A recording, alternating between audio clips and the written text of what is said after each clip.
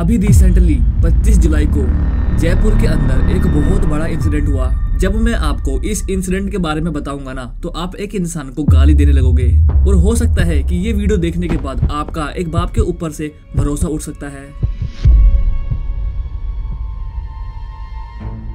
देखो, ये है ललित सैनी। इसका एक भाई भी है जिसका अभी तक नाम पता नहीं चला। ये दोनों जयपुर के जमवा रामगढ़ थाना क्षेत्र के दिपोला गांव में रहते थे। इन दोनों भाइयों की शादी एक परिवार के 2 सगी बहनों से हुई थी। बट ये जो ललित सैनी था ना, ये बहुत ज्यादा ही दारू पीता था और दारू पी के अपनी वाइफ मंजू सैनी को मारता था। इसीलिए जून 2025 में इसकी वाइफ इससे लड़ झगड़ के अपने मायके चली गई। इन दोनों के 3 बेटे भी थे। वाइफ के जाने के बाद बच्चों की जिम्मेदारी ललित के ऊपर आ गई। इनका 1.5 साल का एक छोटा बेटा था जिसका नाम था राम। उसकी तबीयत कई दिनों से खराब चल रही थी। अब हुआ क्या कि 23 जुलाई 2025 की रात को 11 बजे ललित का भाई ससुराल में फोन पर बात कर रहा था।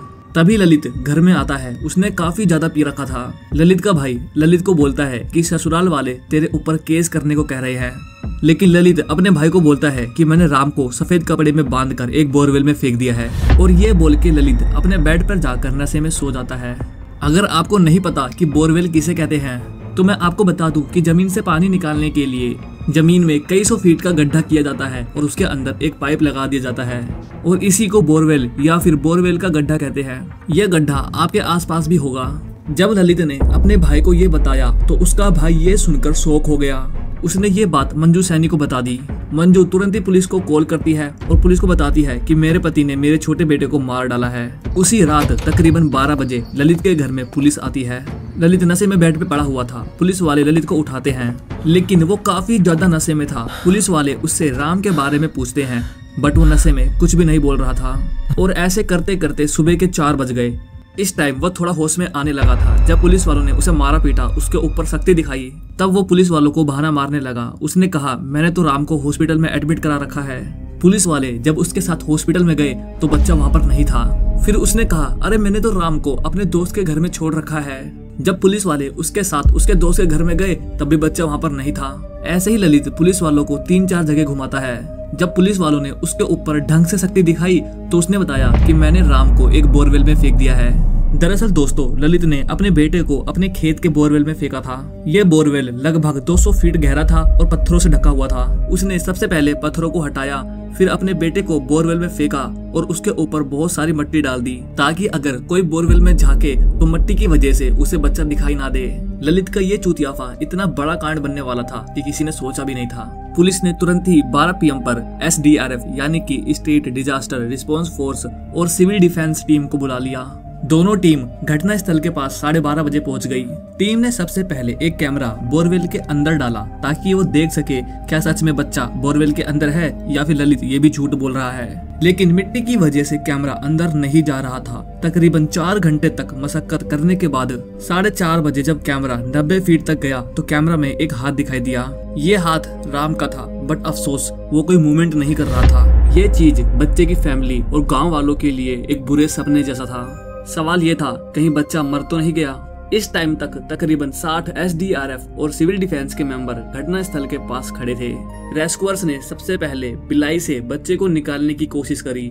बिलाई एक लंबा सा लोहे का सरिया होता है जिसके आगे एक लोहे का हुक लगाया जाता है। बिलाई को जब बोरवेल के अंदर डाला गया तो बच्चे तक नहीं जा रहा था क्योंकि मिट्टी अटक रही थी। ये वही मिट्टी थी जिसको ललित ने ऊपर से डाला था। बहुत मशक्कत करने के बाद हुक एक जगह अटक जाता है। जब उसको खींचकर ऊपर लाया जाता है तो मिट्टी से भरा बोरी था जो कि ललित ने ही डाला था। ऐसे ही कई जुगाड़ करने के बाद जब रेस्क्यूअर को पता चल गया था कि मिट्टी की वजह से अगर कोई चीज अंदर डाला जाए तब भी वो चीज राम तक नहीं पहुंच पाएगी, तो बिना टाइम गवाए रेस्क्यूअर ने बोरवेल के बगल एक और गड्ढा खोदना शुरू कर दिया। दूसरी तरफ जैसे तैसे करके बोरवेल के अंदर से थोड़ी थोड़ी मिट्टी निकालने लगे। बोरवेल के बगल जेसीबी से गड्ढा खोदने और बोरवेल में से थोड़ी थोड़ी मिट्टी निकालने में ही सारा टाइम जा रहा था। अगर बोरवेल के अंदर राम जिंदा था तभी रेस्क्यूअर उसको बोरवेल के अंदर न कुछ खाने पीने को दे पा रहे थे और ना ही ऑक्सीजन दे पा रहे थे। जब रेस्क्यूअर ने बोरवेल के अंदर से काफी ज्यादा मिट्टी निकाल लिया था तब उन्होंने रस्सी में 3-4 हुक को बांधकर बोरवेल के अंदर डाला और ये मिरेकल ही था कि वो हुक राम के कपड़े में लग गया और फिर रेस्क्यूअर ने उसको आराम आराम से ऊपर खींचकर बाहर निकाल लिया।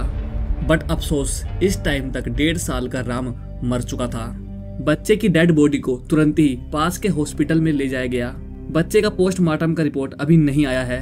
लेकिन उसके बाप ललित का कहना है कि जब वो राम को हॉस्पिटल ले गया था ना, तो राम का शरीर पूरा सफेद पड़ गया था, इसीलिए उसने राम को बोरवेल के अंदर फेंका था। इस घटना के बाद ललित को हिरासत में ले लिया गया है। इस पूरे इंसिडेंट में बच्चे की माँ मंजू सैनी की भी गलती है, क्योंकि मंजू को पता था कि उसका पति शराबी है और तो और उसके 1.5 साल की बच्चे की तबीयत खराब चल रही है। तो मंजू देवी को जैसे तैसे करके राम को तो अपने साथ लेके ही जाना चाहिए था, लेकिन वो गुस्से में तीनों बच्चों को ललित के साथ छोड़कर चली गई।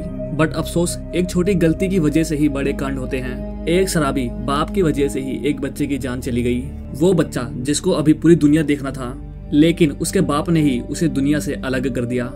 ये रेस्क्यू ऑपरेशन टोटल 15 घंटों तक चला और बच्चे की डेड बॉडी को 15 जुलाई 2025 की सुबह 4:30 बजे निकाला गया था बोरवेल से।